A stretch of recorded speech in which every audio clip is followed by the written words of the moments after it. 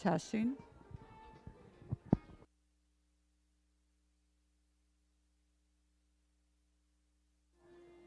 Testing. Testing. Okay.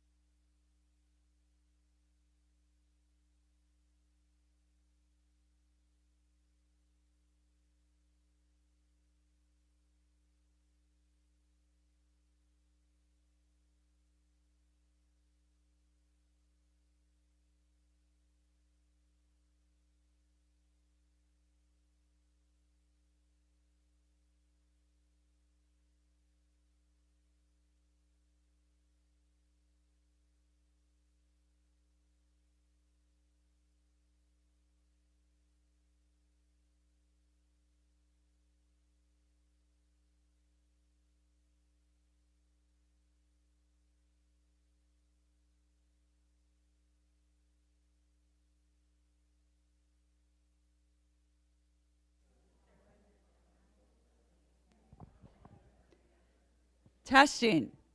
Can everyone hear me okay? We're going to make the back 2 rows move up to the, no, I'm only kidding. I've been asking all of them why they want to gravitate to the back. But thank you for coming today and welcome to our first town hall meeting of 2025. We have a lot to cover with you. We have 4 presenters, David, Chris, Bryn, and myself. So I'm going to dive in. And what I want to share with you is there's probably no better time than the beginning of a new year to talk about the year in review and where we came from in 2024. So we had a number of challenges, which if you read the cruise news, you would have already known about what they are throughout the year. But we also had victories that we have to celebrate. The primary challenges, I think, is nothing new. Like I said, if you read the cruise news, we've been keeping you updated about it. First being staffing, second being rising costs and fees, and those apply to the residents that we serve because our operating costs continue to increase. And then also our census. Census is always a primary concern in the business that we're in because our revenue is really generated from our census. So as it related to staffing shortages, you've also heard that we've been concerned about the use of contract agency. Contract agency is really costly to us because we're paying a contract agency firm a huge markup to get employees to come in and fill shifts that we have. So our goal is to get away from agency dependency. Second, our operating costs increased significantly. From 2020 to 2024, we saw an increase of 26% in our food costs. From 2020 to 2024, our labor costs, first costs, increases were 26%. And then in healthcare, our healthcare costs, the cost of providing care and services to residents, was 39% increase. So this was our second challenge. And then our third, of course, is really reaching for, striving, and obtaining that 90% threshold of census in every level of care, because that's really the indicator of financial health in a life plan community. So our goal is always to be 100%, but really we strive to be 90% in every level of care. So the focus areas really that we're into, and a credit to really all of you, as a team who dedicated yourselves to work on 3 primary focus areas were staffing solutions, controlling the operating expenses, and also achieving high census. So one of the first things we did as it related to staffing shortages is we worked very closely with our human resources department to develop some new ways of thinking about attracting and retaining employees. First, of course, the most important and popular is increasing wages. Second is also to continually look at the market and make wage adjustments so that we're always competitive with other entities that are trying to attract employees like we are. We also created some new shifts, which were very exciting, and that was designed to attract people to certain shifts that we found it hard to fill. Again, we also, through UKG, which we started in 2023, we actually brought out in 2024 with flexible scheduling. So all of these things were really designed to really go after agency in terms of reducing, minimizing, and the hope is eliminating the use of agency in our healthcare operation. The second thing we did, second victory, is we really leveraged the power of the affiliation between Moravian Manor Communities and Morningstar Living. Being able to combine the purchasing needs of both organizations enabled us to get better even though we both have different health insurance policies, we were able to negotiate better. We made a number of software purchases this year. Thanks to IT, we were able to negotiate better with that. And we also used some consulting in our healthcare operations and therapy area to really come in and do an assessment and actually orchestrate the same with Moravian Manor Communities to be able to leverage those costs of buying power and enabling us both to benefit. The other thing that we did, and this was really from the start, the inception of the whole affiliation, was the concept of sharing positions. The first position we shared, of course, is our president and CEO, David Swartley. And so David, as you know, goes back and forth between Morningstar Living in Nazareth and Moravian Manor Communities in Lidditz to basically provide leadership over all of our operations at both communities. But we also leveraged our CFO, who you all are familiar with. Chris Hunt now performs the role of Chief Financial Officer at both Morningstar Living and Moravian Manor Communities in Lidditz, as does Bryn Lee, who is our Chief Human Resources Officer, who spends her time working and strategizing with HR resources at both communities to provide human resources for both of our organizations. And then most recently, we did the same thing with Kara's position. She's our compliance officer. I know many of you know her. We actually now share her role with Moravian Manor Communities to help them with their compliance. So sharing these positions has enabled us to really get the power of some great resources across both organizations. Then our fourth victory really surrounds the area of software that we brought on board. And we did a lot of software upgrades this year and new products. The first of which, we started UKG in 2023, and I believe it was October of 2023, but we really rolled out a lot of new modules in 2024. We also brought on some additional modules on PointClick, which is our healthcare operations software platform. And we worked with IT to bring on modules that make our team more productive, more effective, and efficient in the delivery of documentation back and forth between the hospital systems and, of course, managing the paperwork and the healthcare that we need to do in our own operation. And then we also, as Mon got us through it, launched Office 365. And that went seamlessly, at least from my point of view, and I'm sure all of you felt the same way. That was another great productivity increase, and that now is actually being done also at Moravian Manor Communities in Lidditz. And then in our accounting office, we were able to purchase a piece of software, or a platform, I should say, that manages all of the accounting, invoicing, cash flow, and financial reporting. So that is something that Chris just launched in his department for both organizations at the very end of 2024. And now for census, and again, remember, census is the driver of revenue. It is the source of revenue that pays us to do what we do every day, and so maintaining high census is really important. Up until November of 2024, we were settling around these census numbers. We were achieving high census in all levels of care, our health and wellness center, personal care, and in both Moravian Hall Square and on the Heritage Village campus. We started to see some slowdown in terms of census it started in October through December, simply because of the Bethany House renovations, because Bethany House is really taking off accommodations offline, which also impacts health and wellness. So there was definitely a slowdown, but obviously we're working through that. Bethany House is a priority of ours. It has been for, I'm going to say, the last 2 decades, and we're finally doing it thanks to Matt Matejcek and Karen Geiger. And as you know, this is just a picture of Bethany House suites, the way we're changing them. We're actually renovating 100% of them, but 50% are going to have private showers. We are now actually in the 3rd phase of construction, getting ready to finish that to move on to the 4th phase, and we hope to be complete by the end of July.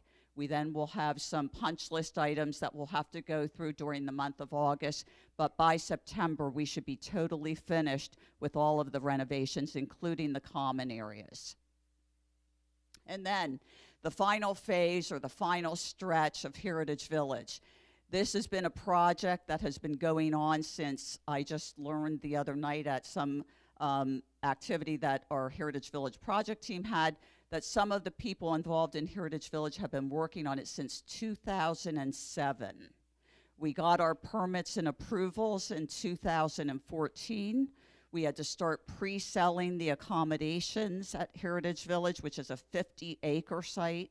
So compared to Moravian Hall Square, where this is a 17-acre site, we had to do a lot of pre-selling. We started construction in 2018, and in 2024, we sold out of Phase 6 at Heritage Village. So that's a real coup for the organization, because it enabled us to literally bring more independent living residents into our operation.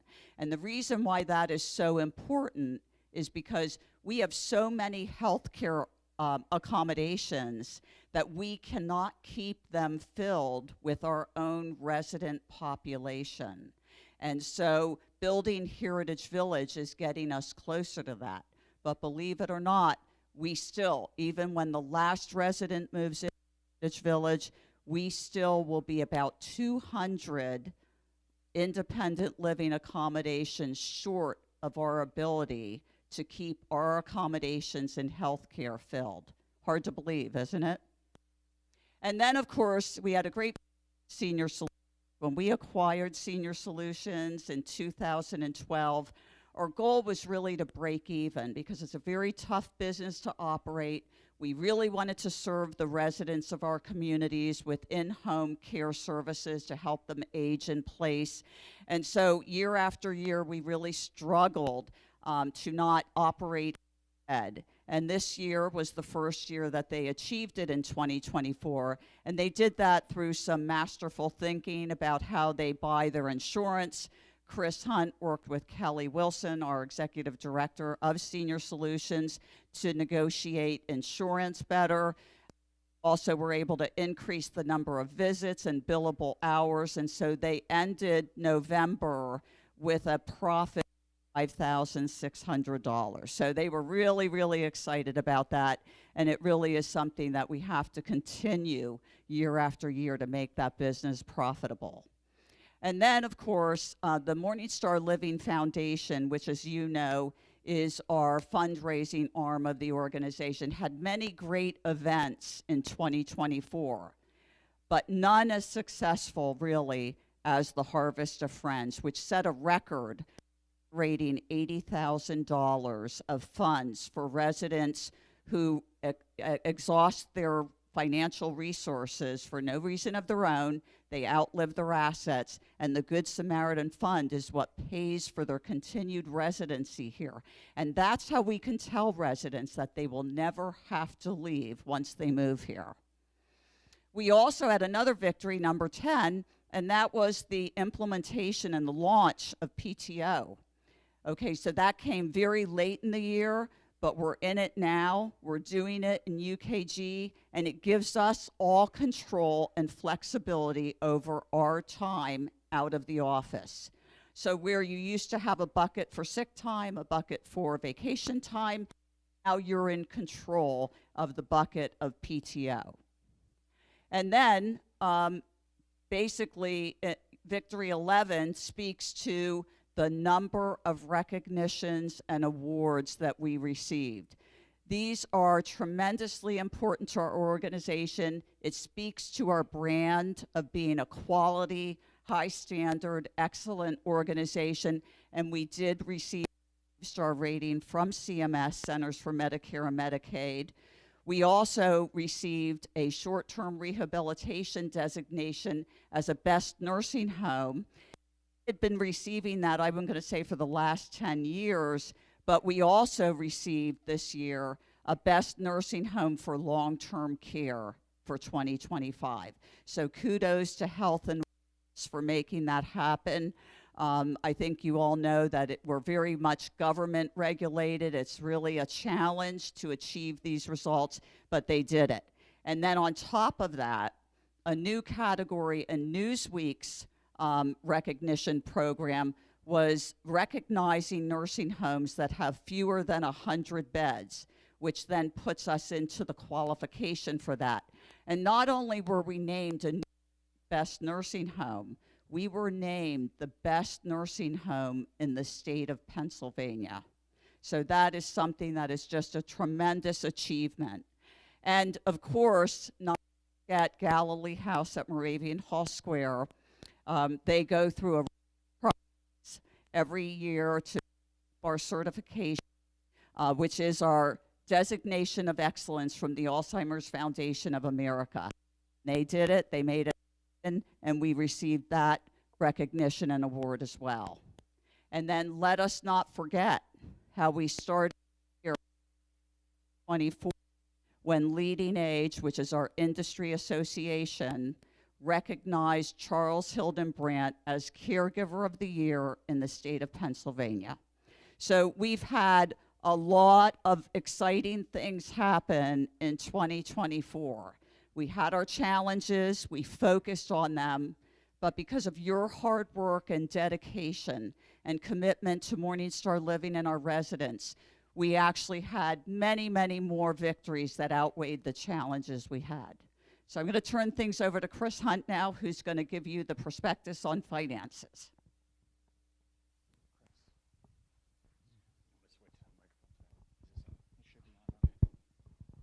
All right, thank you, everyone. Thanks for your time this afternoon. Sue, thanks for the introduction. I'm going to spend a few minutes just talking about our financial results and just give you some numbers. But really, at the end of the day, what's really happening is a lot of the things that Sue talked about, you're really going to see just translate into numbers.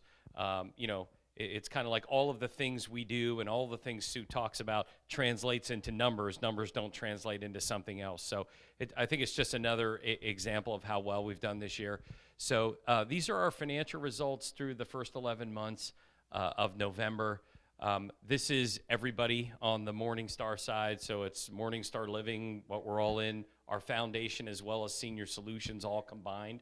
So there's many elements to our financial statements, but I've sort of tried to boil them down to the basic pieces and the most meaningful pieces, and that is, you know, how much revenue do we bring in from monthly fees, daily rates, from the census being where it is, how much does it cost to provide all the services, all the nursing care, all the maintenance services, pay all the utilities, pay all the taxes, and then how much do we have left over that we can plow back into the organization, that we can renovate Bethany House without having to borrow money, that we can, you know, continue to pay our debts without problem there. So you know, through the first 11 months, we had $27.2 million of revenue compared to 26.8. So we're about $400,000 more in revenue than we anticipated.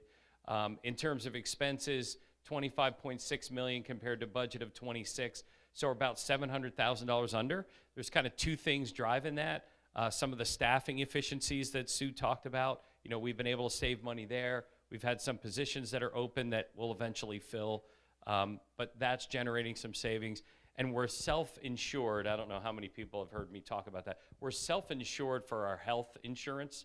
So when the claims come through, we pay them. And right now we're having a better year in our health plan than we've had in prior years. So those three basic drivers keep our expenses underneath what we budgeted. So we sort of have, if you want to call it, a net cash in from operations of about $1.6 million. We expected about $500,000, so we're pretty well over budget for the year and moving in the right direction. We had, you know, coming out of COVID and in the middle of COVID, you know, those numbers weren't as good. You know, as we tried to power through increased operating costs, continued staffing, which I have some slides on. But, you know, we continue to get better financially as we continue to improve. So I guess my big takeaway for everybody is, you know, a lot of those things, a lot of those victories that Sue's talking about, you can see in our numbers as well, and they translate through, help us, you know, maintain our financial strength to continue to, you know, honor our commitments to residents, you know, for residents that are going to be here, you know, potentially another 20 or 25 years. So those are the numbers, just to give you a sense of that.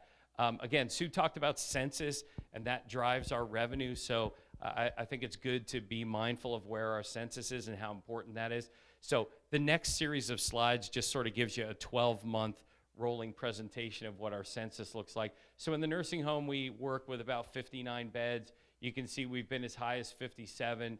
Sue mentioned it in her remarks. You're going to see that slip down here, both in nursing care and PC, really about timed with when the Bethany project happens, because you're going to have some beds and rooms offline there. But again, pretty strong census. We hang around 90% there. That's our target, if not more.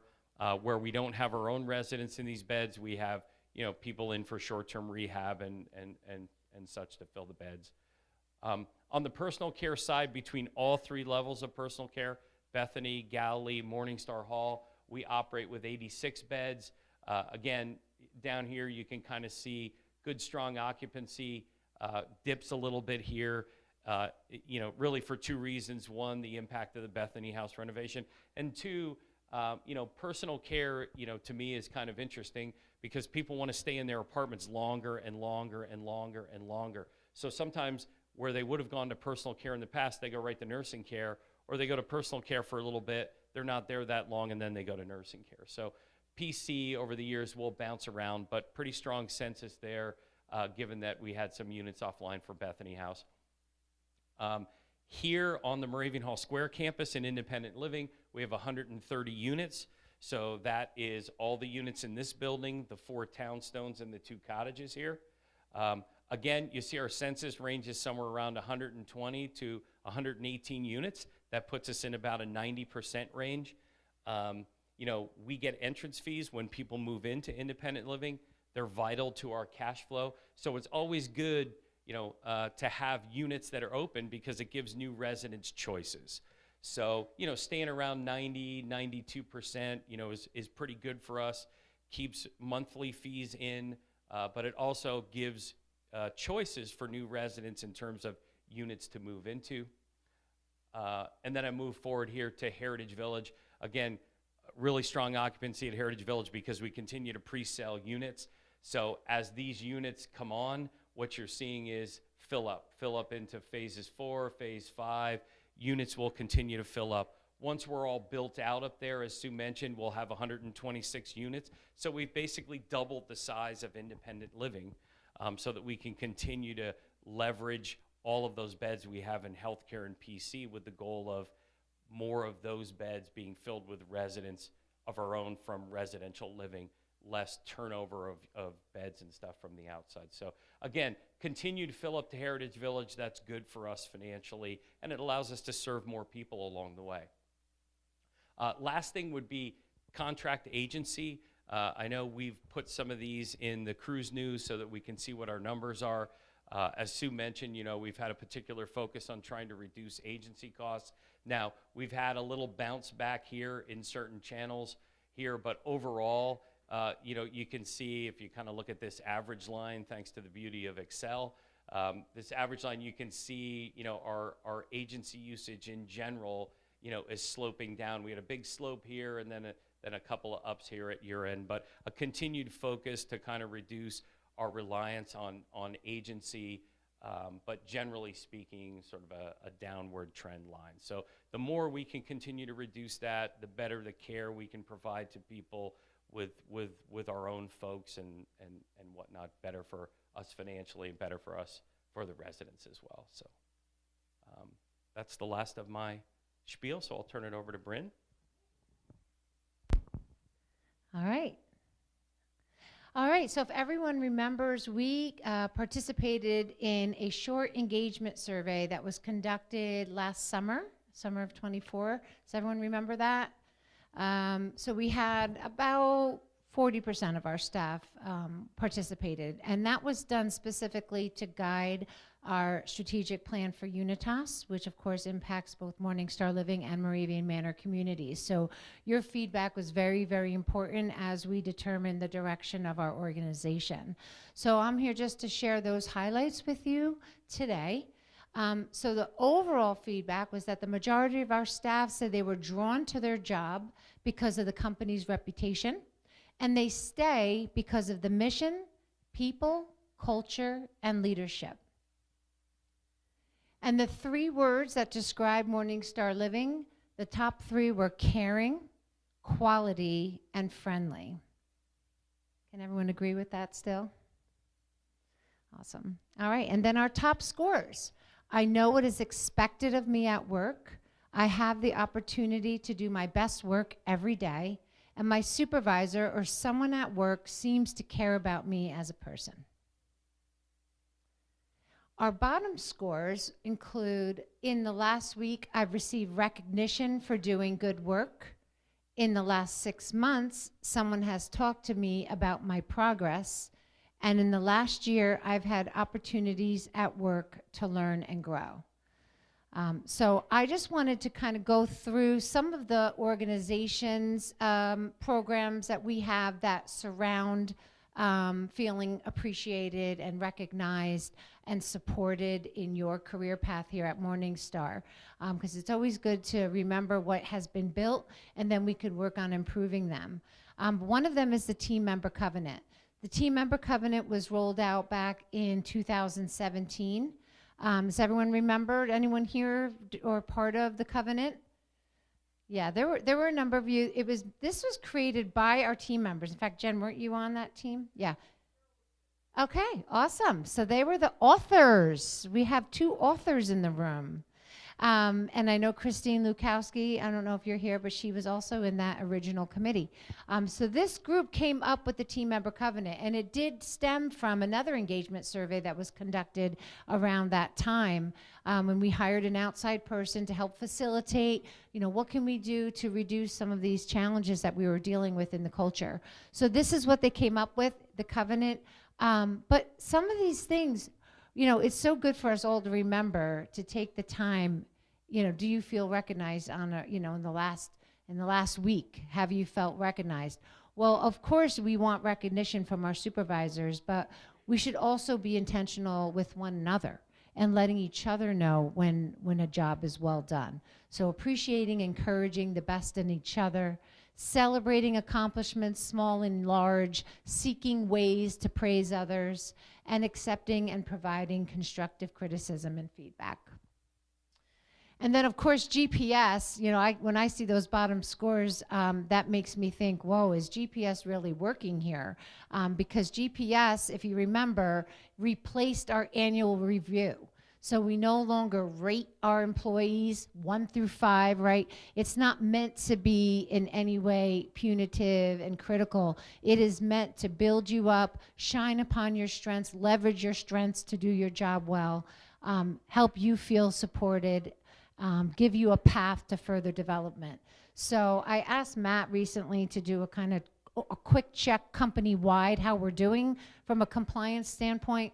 We're 71% compliant. So that means about 30% of you have not received a GPS session on a timely basis. So we're going to look at that and make sure that you have your GPS, because that is one way. Of course, it's not the only way, but it's certainly a way to ensure that you are feeling supported, that we're giving you the feedback that you deserve, and we're helping you find your path as you decide if you'd like to grow in the organization.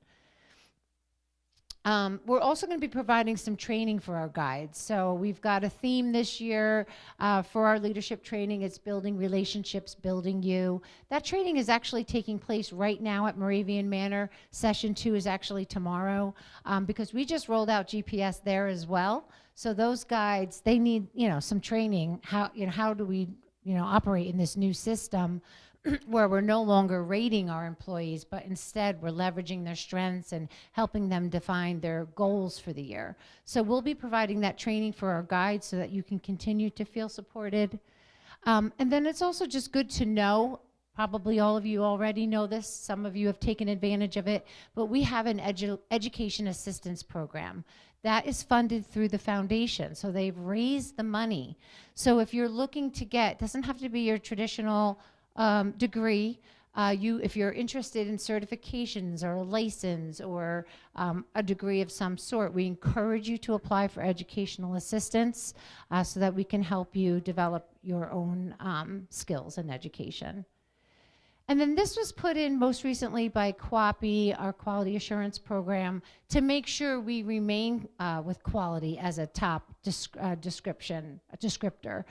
So please keep putting your ideas in. We like to share them in the cruise news and also to tell you what we're doing about them. So if you haven't seen the boxes around the community, you could also go on My Insight and you can click on an Ideas at Shine link and submit your ideas that way.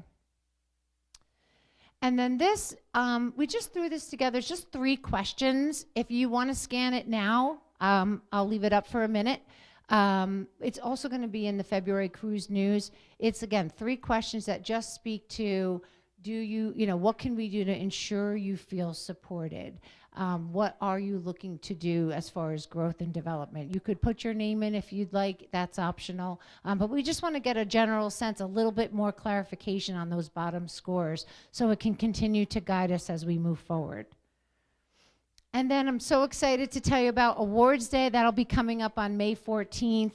That is an incredible day. It really does highlight the team members who have gone above and beyond are outstanding. Everyone's outstanding, but this is all your nominations that come through. So we'll be putting that out again in the cruise news saying, hey, let's start calling for nominations here for these extraordinary awards. And then I hope you'll be there on May 14th to celebrate together with your team members. And then just a few other fun things coming up. We've got a chili cook-off. We're bringing that back from a few years ago. So if you're famous at making chili, we encourage you to participate. There'll be prizes. It'll be fun to taste everyone's chili. We'll also supply chili through our culinary staff, so that will be a nice luncheon for us. We will be participating again this year in Take Your Child to Work Day. That is an incredibly rewarding time for both yourselves as parents or grandparents. The children get a great experience, and then the residents love it as well. So just some things this is all up on My Insight, so you can check it out there as well. And now I'd like to bring up David Swartley to talk about our strategic plan. Thank you. Is this too clear? It sounds a little fuzzy. Is that okay? Okay. I get a lot of questions from residents and staff about Unitas communities. What's happening behind the scenes, what does it mean, and I'm going to spend just a few minutes stepping through the strategic plan that our Unitas Board of Trustees, Board of Directors put together this fall. We had a day-and-a-half retreat and a lot of great discussion, a lot of great input, and exciting things coming out of it. First of all, vision and purpose. We talk a lot and we see a lot about at both campuses. Our facilities are incredible. They really are. What's more incredible is our staff at both facilities, and people are in it for the right reasons, for the right purposes, and while we can't lead the field in innovation and care if we don't have good team members and everybody diving in. So I want to again commend you for that. Some of the recognitions that Sue had pointed out, they don't happen by accident. You're all part of that, so we thank you for that. And then, of course, the purpose is also reflecting that at the end of the day, it's about the people. You can have a Taj Mahal, but if you don't have good people inside the Taj Mahal, it doesn't amount to too much. So there are 5 pillars, 5 marathon goals on the strategic plan, and I'm just going to go through these quickly just to give you a flavor for what's in it and some of the issues that we see, some of the challenges we see moving forward in more of a global sense. So this infrastructure, we have an infrastructure to support our growth.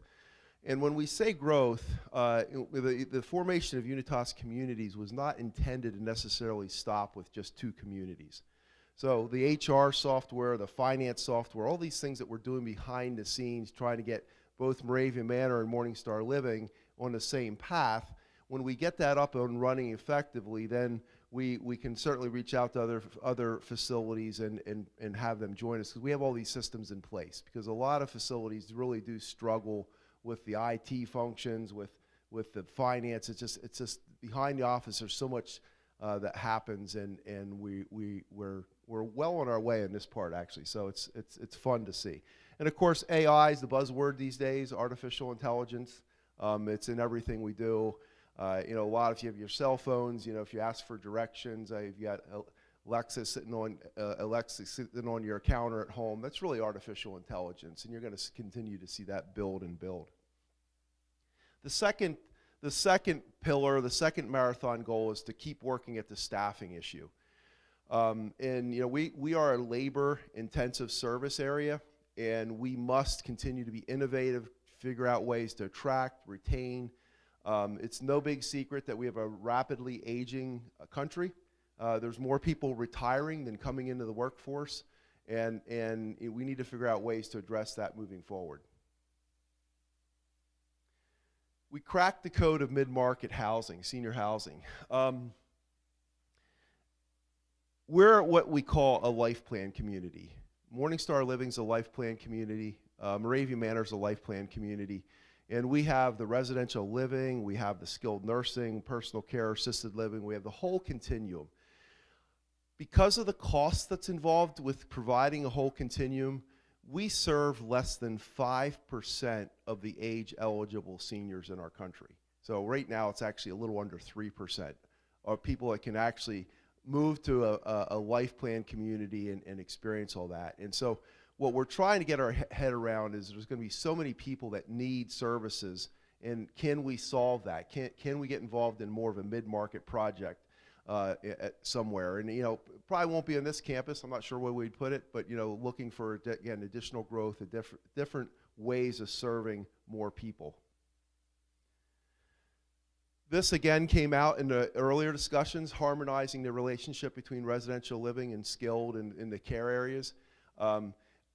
If you read at all about long-term care across the nation, there's literally hundreds of standalone nursing facilities just closing their doors.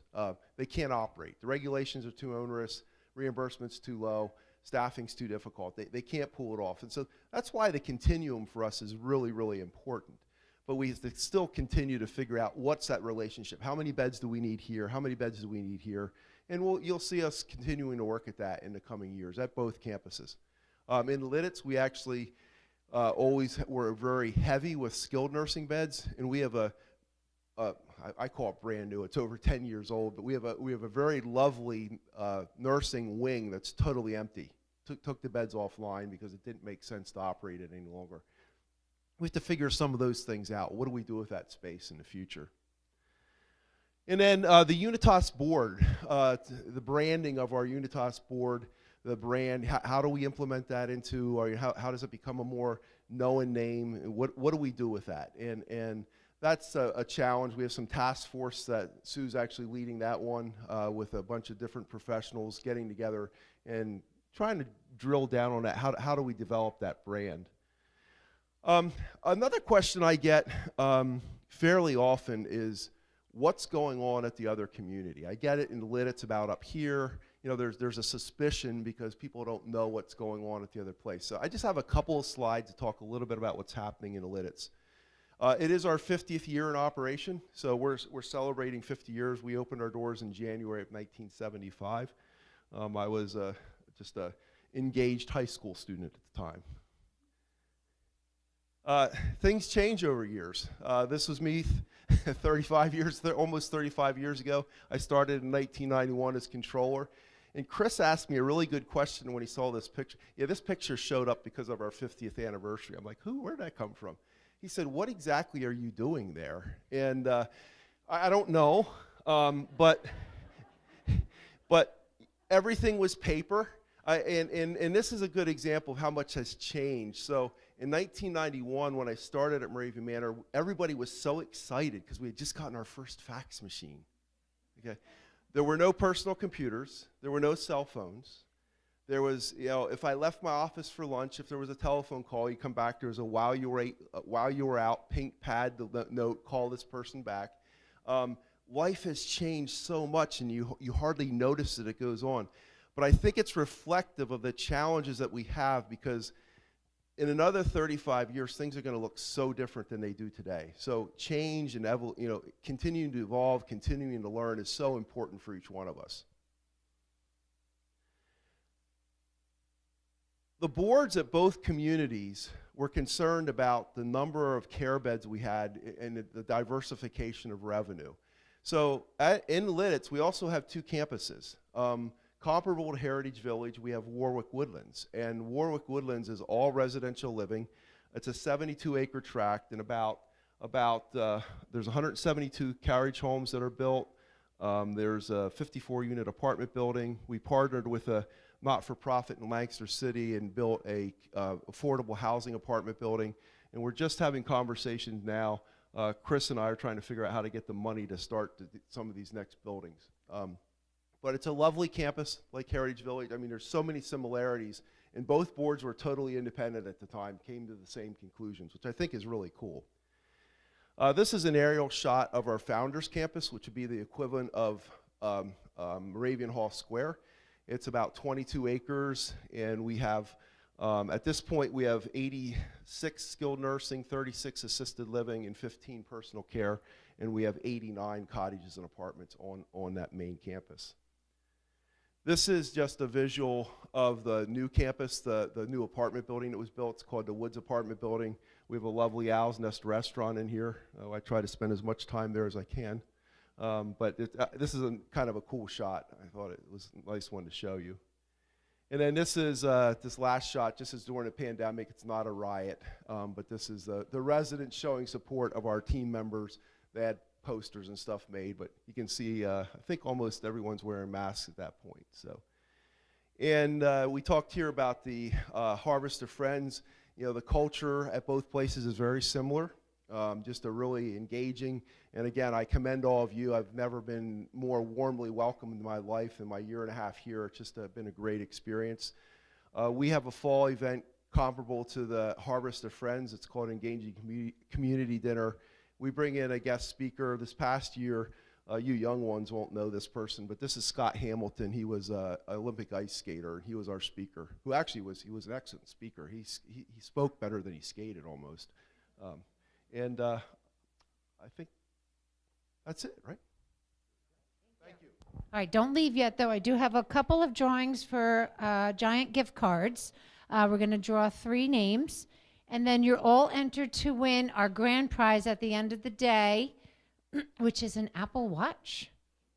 So, and if you don't have an Apple, then we've got a backup plan, so don't worry. All right? So our first name, you guys can do, that's the lucky one. Carol McCann. I'm not going to say your last name, right? Carol McCandless. Yay!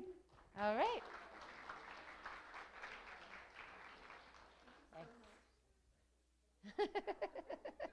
They're falling through the holes. Janice Brown. All right. And don't worry, you're still going to be in the big drawing too. If you were that lucky, though, you better go play the lottery. There you go. And one more. All right. Tanasia. Oh. All right, thank you all for coming. Appreciate your time. Have a great day. There you go. How you doing?